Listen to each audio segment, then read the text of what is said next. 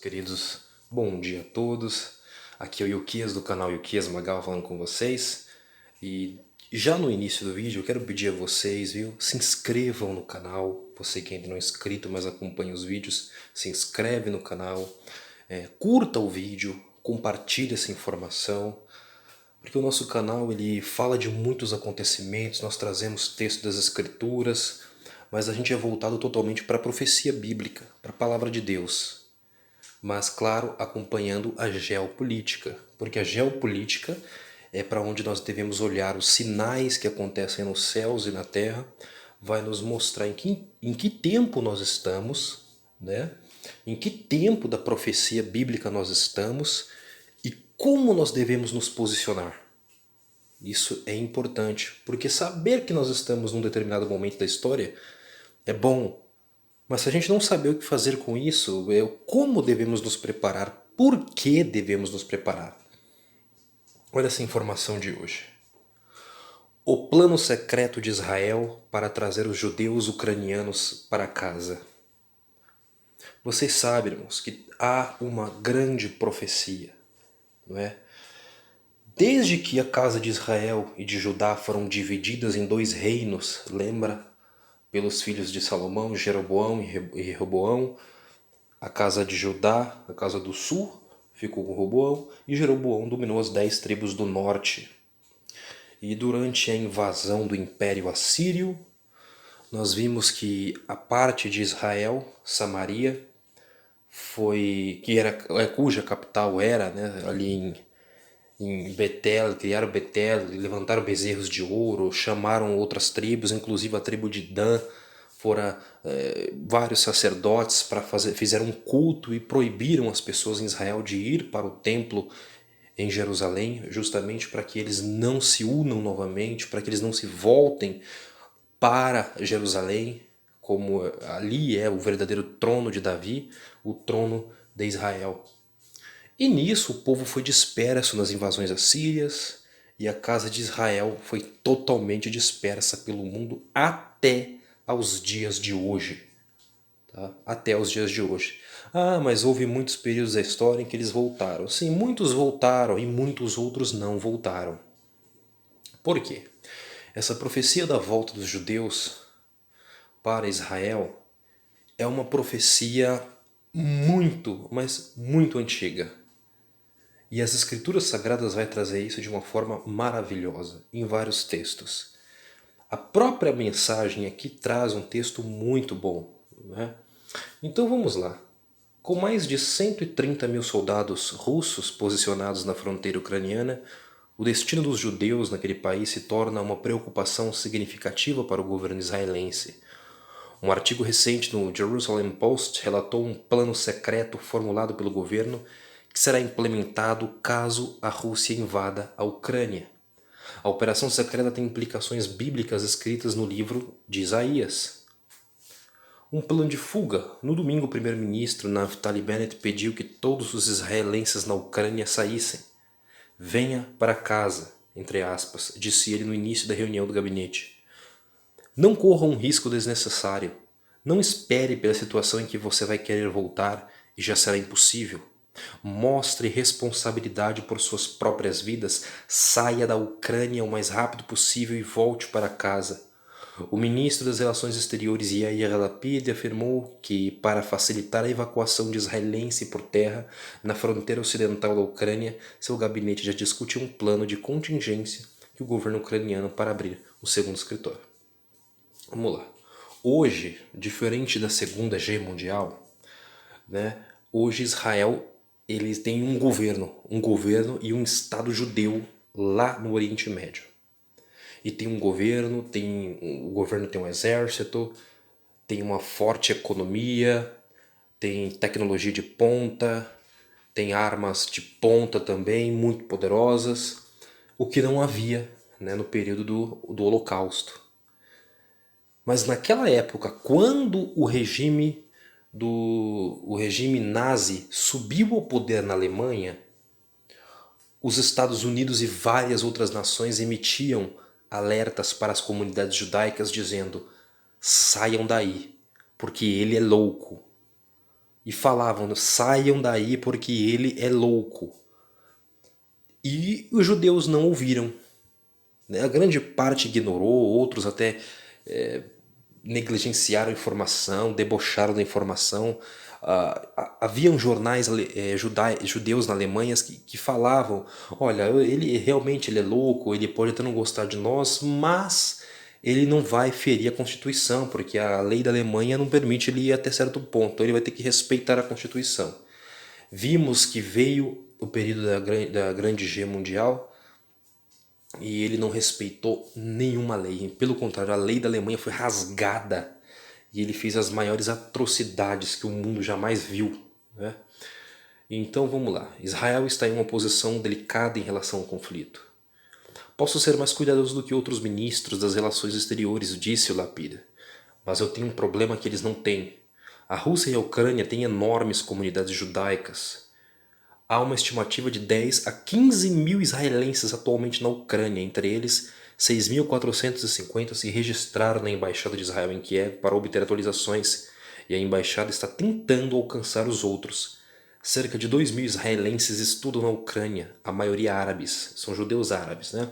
Não está claro quantos judeus vivem na Ucrânia, com estimativas variando de 50 mil a 360 mil judeus. Estima-se que 200 mil ucranianos se qualifiquem para a cidadania israelense sob a lei de retorno, a LIA. Além disso, Israel é um aliado próximo dos Estados Unidos e se inspira nos Estados Unidos em muitas decisões de política externa. Mas a Rússia tem uma presença militar significativa na Síria. Israel teve apoio tácito da Rússia em seus ataques aéreos e ativos militares iranianos. Abre aspas, nossa posição é clara, fecha aspas, diz Lapid. Precisamos evitar um confronto armado entre a Rússia e a Ucrânia. Israel não está envolvido no conflito Rússia e Ucrânia e, portanto, se comporta com cautela. É óbvio, né? Imagina se Israel agora se posiciona do lado de um ou do outro. Porque aí, olha que coisa delicada, tá? A Rússia tem uma boa relação com Israel, porém é aliada dos inimigos de Israel. E toda vez que Israel quis atacar a Síria, visando impedir armamento e estabelecimento dos iranianos e do Hezbollah, a Rússia sempre permitiu, nunca impediu e sempre apoiou os ataques israelenses contra esses alvos, desde que não atrapalhasse os planos russos. Porém, ao mesmo tempo, Israel também é profundamente aliado e íntimo dos Estados Unidos da América, a maior potência mundial, que é o inimigo número 1 da Rússia hoje. Então imagina que quando ocorrer e começar o conflito, nós temos que entender uma coisa. Israel vai ter que se posicionar. E o lado que Israel se posicionar, que possivelmente vai ser do lado americano, aí a Rússia vai mudar totalmente a forma como lidar com Israel. Lembrando que nós estamos totalmente focados hoje só no conflito Rússia-Ucrânia, mas Israel e o Irã têm um conflito. O Irã quer atingir Israel. E quando começar mesmo o conflito, deixa eu desligar aqui, quando começar o conflito, e se começar na Europa e o Irã também atacar Israel, aí tem um problema, porque a Rússia vai apoiar o Irã. A Rússia, o Irã e a China são amigos. Tá? Já tem aliança militar, político, econômica.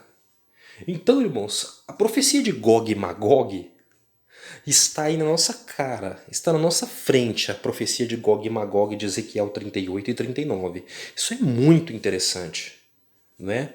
As tropas de Gomer, as tropas de Mesec e de Tubal, Togarma, tá tudo aí. Se você pegar essas nações, pegar estudos sobre Gog e Magog, não é? Porque você vai ver todos esses povos, não é? Eles têm uma origem comum. E isso envolve a Rússia, a Ucrânia, a Turquia. Eles têm uma origem comum. E este texto, né, nos estudos antigos de Magog, faz uma referência aí à Mongólia, né? E é muito interessante, esse povo não está lá hoje, mas está espalhado, essa genética está espalhada entre essas nações que eu falei. Quem não viu o vídeo que eu falei sobre os acordos de Munique e a relação que tem com os dias de hoje nesse conflito Rússia e Ucrânia, é bom assistir para entender onde nós estamos. Então você entende onde Israel está. Então Israel, a posição que Israel tomar, ele vai se tornar inimigo de um dos lados e pode sofrer duramente por conta disso. Só que ao mesmo tempo, irmãos, esta batalha está servindo para algo muito interessante. É uma ajuda muito interessante. Porque a profecia bíblica, vamos ler aqui, Isaías capítulo 11, versículo 12 diz o seguinte: Ele erguerá um sinal para as nações, e reunirá os banidos de Israel, e reunirá os dispersos de Judá dos quatro cantos da terra. Isaías capítulo 11, versículo 12. Então a gente tem que ter isso em mente, isso aqui é uma profecia clara para o nosso tempo. O Eterno vai erguer um sinal para as nações. Este sinal, este estandarte que será erguido, e a palavra que é isso, e é o Messias.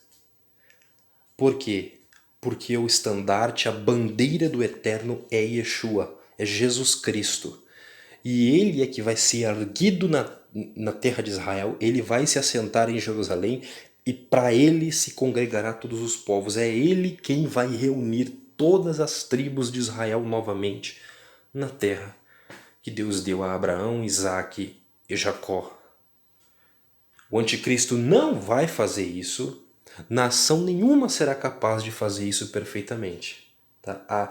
Mas este conflito vai nos mostrar claramente que estes movimentos, né, eles vão forçar, eles vão dar início a uma grande profecia, que eu já li para vocês, né, em Ezequiel 37, que é justamente esse, a volta dos judeus, esses conflitos mundo afora, quando estourar, ou perto de estourar, ou quando começar a estourar, nós vamos ver que essas nações, a Rússia é onde surgiu os pogroms, né, os pogroms russos, e sempre nos conflitos pelo mundo, sempre nos conflitos pela Europa, os judeus sofreram. Então, quando começar, nós vamos ver uma imigração em massa de judeus, uma migração em massa de judeus para Israel. E é mais uma grande e maravilhosa profecia acontecendo. Olha só a fala, né, do Eckstein. Às vezes eu acho que a razão pela qual Isaías disse que o povo judeu voltaria para casa em Israel no fim dos dias é porque ele sabia que o antissemitismo mais uma vez levantaria sua cabeça feia. E se eles não voltassem para casa em Israel, o único país onde há um governo judeu, onde há um exército judeu, cuja única preocupação é proteger o povo judeu, diferente de qualquer outro lugar do mundo, que não restaria nenhum povo judeu no mundo por causa de todos os antissemitismos de Eckstein. E de fato, né, os judeus não tinham isso nas Gs passadas. Hoje eles têm uma nação para ir. Né? Hoje tem uma nação. E se nós olharmos para este estandarte, né, o Eterno fala, eu vou erguer um sinal para as nações e reunirá os banidos de Israel. Não há sinal maior para os banidos de Israel do que uma nação de Israel. Além do Messias, é a nação de Israel. O Eterno já ergueu um grande sinal, é mais uma profecia. A nação de Israel foi fundada oficialmente em 1948, não é? E aí surge Israel, hoje tem uma nação de Israel estabelecida. E quando começar esse conflito em toda a terra, por isso que Jesus disse em Mateus, haverão rumores de G, haverão Gs e rumores de G, mas é mister que isso aconteça, porém ainda não é o fim. Por que é mister? É necessário que isso aconteça. Tá? Não é que ele quer, que Deus está feliz em ver essa mortandade, esses atos infelizes que vai haver entre as nações. É porque é necessário. Este é o caminho para o cumprimento da palavra dele. E hoje, irmãos, hoje nós estamos diante de um evento como esse, tá bom? Então, a profecia, né? O livro do profeta Oséias vai tratar sobre isso. Deixa eu só mostrar para vocês. Pronto, meus irmãos, eu dei uma pausa no vídeo para vir para a Bíblia, para a gente ler uns textos. Vamos lá, o primeiro deles, né? Porque as Escrituras ela vai tratar disso. Opa, desculpa. Não é Lamentações, é Ezequiel, o profeta Ezequiel 37. Então vamos lá. Ezequiel 37 diz o seguinte, vamos lá. Então veio a minha palavra do Senhor, Isaías 37,15. Então veio a minha palavra do Senhor orientando-me, ó querido homem mortal, filho do homem, pega um pedaço de madeira e escreve sobre ela, propriedade de Judá, incluindo todos os seus companheiros do reino de Israel. Em seguida toma uma outra tabuinha e escreve nela, reino de Israel representado pela tribo de Efraim, incluindo todos os demais israelitas que moram nele. Agora junta uma tabuinha a outra, para que se unam e formem um só pedaço de madeira em tua mão. Quando os teus compatriotas te indagarem, não nos explicarás o que tudo isso significa? Tu lhes esclarecerás, assim declara Hashem, o eterno Deus, eis que tomarei a madeira de José, que representa sua mate, vara de liderança, que esteve na mão de Efraim, pertencente a José e às demais tribos israelitas, suas companheiras, e vou juntá-las à vara de Judá. Assim farei delas um único pedaço de madeira, e elas se tornarão um só reino na minha mão. Segura firme diante dos olhos do povo e os dois pedaços de madeira sobre os quais escrevestes, e prega-lhes assim, diz o soberano eterno, tirarei os israelitas dentre as nações para onde foram expatriados, e os reunirei de todas as partes, e os assentarei na sua própria terra. Eu, olha aqui, olha o que o Eterno fala, eu mesmo os constituirei uma só nação sobre a terra. Nos montes de Israel haverá um único rei sobre todo o meu povo, e nunca mais serão duas nações, tampouco estarão divididos em dois reinos. Não se contaminarão mais mediante sua idolatria e suas imagens de ídolos repugnantes, nem com nenhum de seus pecados e práticas abomináveis, pois eu, o Eterno, os livrarei de todas as maneiras pelas quais apostataram da verdade, sendo infiéis e me traíram. Eu mesmo os purificarei, e assim eles serão o meu povo, e eu serei o seu Deus. Aleluia! Então vamos lá agora para o próximo profeta Oséias. Oséias vai tratar disso, a restauração para Israel e Judá. Apesar de tudo, né, isso aqui é Oséias capítulo 1, versículo 10. Apesar de tudo, os israelitas ainda serão como uma areia da praia, que não se pode medir nem contar. No lugar onde se dizia a eles, não sois meu povo, eles passarão a ser chamados filhos do Deus vivo. Sendo assim, o povo de Judá e o povo de Israel serão reunidos como uma só nação e constituirão sobre si um só líder, e se erguerão da terra com todo vigor, pois será grande o dia de Jezreel. Deus espalha a semente. Então Deus vai, né? Porque Deus espalha a semente, mas a palavra está dizendo que Deus vai reunir de novo. Deus vai reunir todo o povo dele outra vez, e isso é grande para nós, porque Deus está fazendo isso acontecer nos nossos dias. Então você pergunta, então como que eu vou me posicionar nisso? O que eu estou vivendo? Como eu devo me preparar? Sobretudo em oração, orem, busquem a Deus, leiam as escrituras, as profecias, porque todos esses movimentos das nações, por mais que pareça assustador, por mais que tente te trazer desesperança, tudo que aparentemente é ruim para nós ao olhar esses conflitos está servindo para o grande propósito do nosso Senhor e Salvador, o nosso Deus vivo e seu Filho Yeshua HaMashiach, Jesus Cristo, nosso Rei. Então confia no Senhor, porque primeiro, tá?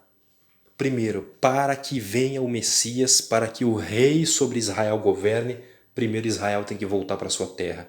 E para isso, a tribulação, as batalhas que haverão, serão para reunir o povo de Deus na terra dele, e depois então vem o rei, e o rei é estabelecido sobre o grande monte, tá bom? Então, irmãos, um dos sinais para nós, grande sinal, a restauração de Israel, a volta dos judeus para Israel é o nosso sinal. Não é o único, mas é um dos grandes sinais da volta do nosso rei. Fiquem firmes, porque, olha, nós estamos vivendo um dos períodos mais impressionantes da história. Que Deus os abençoe e até o próximo vídeo, se Deus permitir vivermos.